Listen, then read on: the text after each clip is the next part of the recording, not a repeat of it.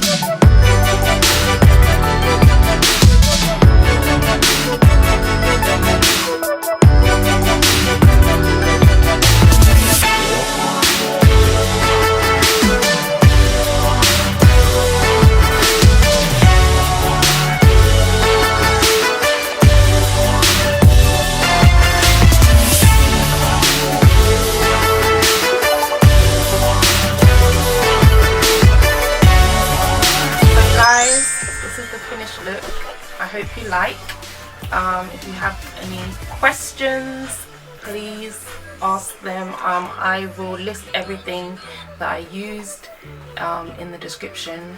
As I said, it's all drugstore. Everything I got from Boots, everything except the Morphe palette, but it's still affordable. I think it was maybe £10. It's from the Morphe website, if I'm not mistaken. It's a Brontour, which is like a bronzer and a contour in one, and I got it in the shade Showmance. Other than that, everything else you can get from Boots. So thank you guys so much. Please leave a comment, like, subscribe, tell me what you guys would love to see me do on the channel, and I will see you in the next one.